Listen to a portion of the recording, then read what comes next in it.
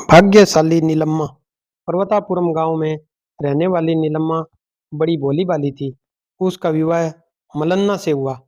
अपनी बेटी को ससुराल भेजते समय नीलम्मा की माँ ने कहा, सुनो बेटी, अपनी सास की अनुमति के बिना तुम कोई काम नहीं करना, समझी? नीलम्मा ने अपनी माँ की बात को हमेशा ध्यान में रखा और छोटे से छोटे काम भी करने से पहले अपनी सास से पूछा करती थी।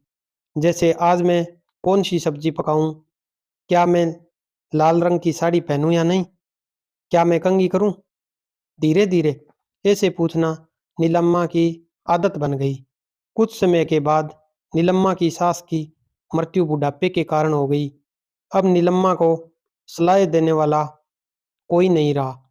अपनी पत्नी के भोलेपन से परिचित उसके पति ने उसे एक लकड़ी की गुड़िया दी और समझाया कि उस गुड़िया को साड़ी पहनाकर इसे ही अपनी सास समझ लेना।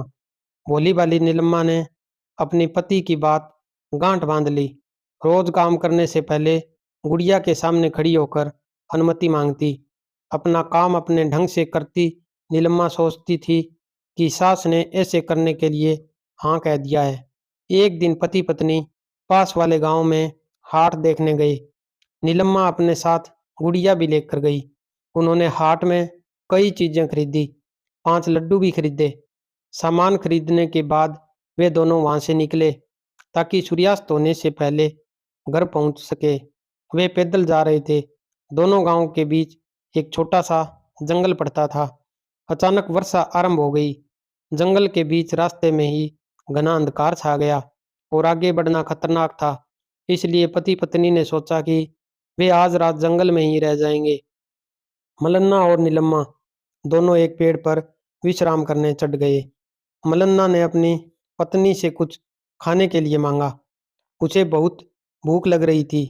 उसी समय 5 चोर उस पेड़ के नीचे आकर खड़े हुए। लूटे माल को वे बांटना चाह रहे थे। पुरानी आदतें छूटती नहीं। कथन के अनुसार नीलम्मा ने अपने गुड़िये से पूछा, क्या उन्हें 3 देकर मैं 2 ले लूं? उसके मन में हाट में खरीदे 5 लड्डुओं को बांटने की बात थी।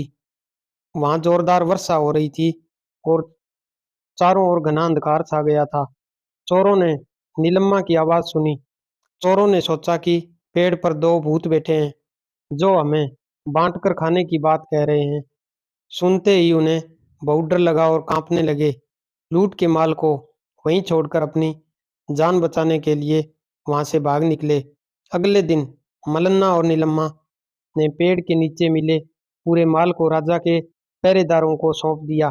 बदले में उन्हें बहुत सारा धन इनाम के रूप में मिला।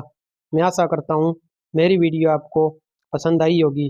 प्लीज़ मेरे चैनल को सब्सक्राइब करना ना भूलें। धन्यवाद।